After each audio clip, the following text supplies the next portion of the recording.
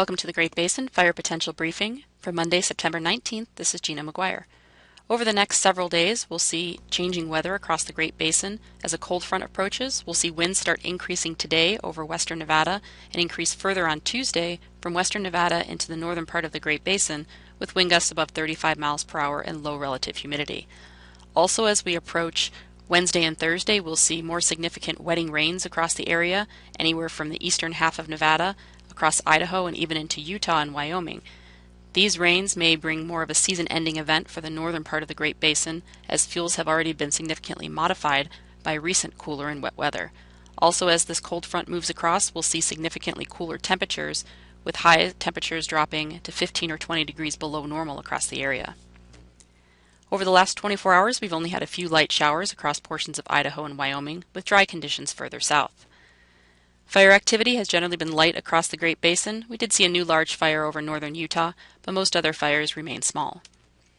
Over the last 1 to 4 weeks, we've seen precipitation over the eastern half to two-thirds of the area, mainly across Nevada in the last 7 days, and much of the precipitation further east and south has been over the last 30 days. Even over the last 30 days, however, much of this precipitation is less than what we would normally see over the last month, with the exception of parts of Idaho into northern and central Nevada, where that amount of precipitation is above normal. How this has affected our fuel conditions: we did have the recent wet and cool weather, which has kept fuel conditions moderated across Idaho and Wyoming. However, the moisture we did see in the last week has been drying out across Nevada and Utah as much drier and warmer conditions returned. Therefore, ERCs have been increasing over the southern half of the Great Basin and are even above the 70th or 80th percentile over parts of Utah and western Nevada.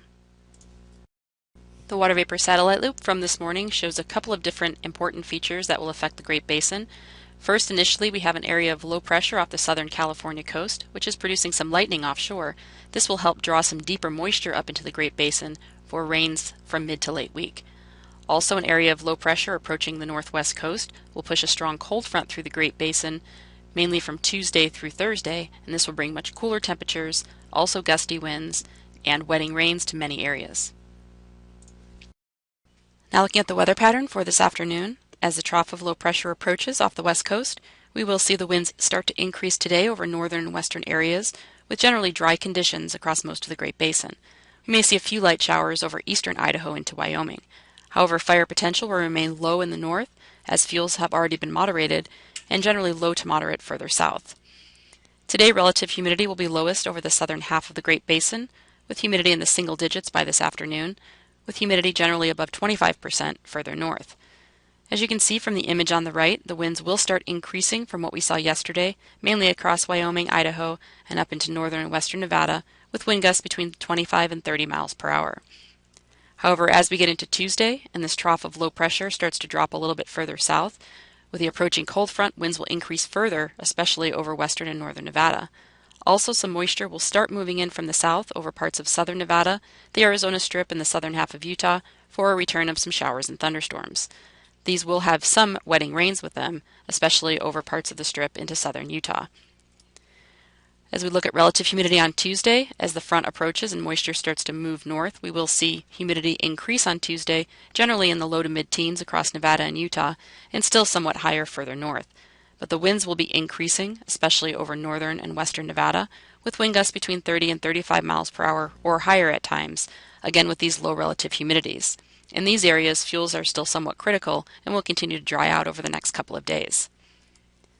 The weather on Tuesday, again, we'll see those showers and thunderstorms mainly push from the south across Utah into southern and eastern Nevada.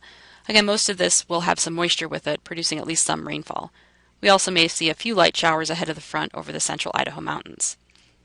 As we move into Wednesday and the cold front pushes onshore, we'll see moisture push north across most of the Great Basin, and this will begin to decrease fire potential as temperatures will start cooling, along with much higher humidity and areas of wetting rain. Most of the showers and thunderstorms will be located over the eastern two-thirds of the area, with the better chances for wetting rains, generally over eastern Nevada into Utah and Idaho, with much lighter amounts further west. We'll still keep those gusty winds over western and northern Nevada on some of those drier areas. However, relative humidity will be increasing along with cooler temperatures. The overall forecast amount of precipitation over the next 3 days is shown here, with again some of those heavier amounts over the eastern two-thirds of the Great Basin. However, most areas will at least see some light precipitation, with the exception of possibly far northwest Nevada.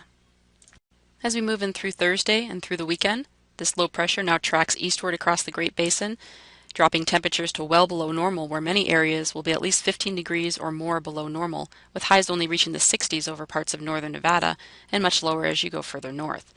Fire potential will decrease significantly also in all areas, and this may bring a season-ending event to parts of Idaho and Wyoming, as fuels are already moderated from recent cool and wet weather, and we'll see additional wetting rains as we go through this week, along with much cooler temperatures. By Friday, this area of low pressure tracks off to the east into the northern Rockies. We'll still likely keep some shower activity over parts of Idaho, Wyoming, and northern and eastern Utah, with drier conditions moving into the western side of the basin. However, fire potential will still remain low. As we move into Saturday and Sunday, we'll see a ridge of high pressure now building in from the west, and this will help dry areas over the western half of the Great Basin out as we move through the weekend with warming temperatures. So we may see fuels dry out somewhat, but still generally low fire potential. By Sunday, we'll see temperatures increase further with drying, especially over parts of far western and northern Nevada and along the Sierra front, with still wetter conditions further east. Overall amounts of precipitation for the next week. Again, a large amount of this moisture will occur over the next few days. However, still later this week, we will continue to pick up additional wetting rains, especially over the eastern half of the Great Basin. Looking a little bit further out into the last part of September into early October, we still may see some below normal temperatures over the northern and eastern areas as we see those cold fronts move through with some moisture, however still warmer and drier conditions in the far west and south as we see more ridging building in from the west coast. That concludes our briefing for today. If you have any questions, feel free to contact us. Thank you for listening.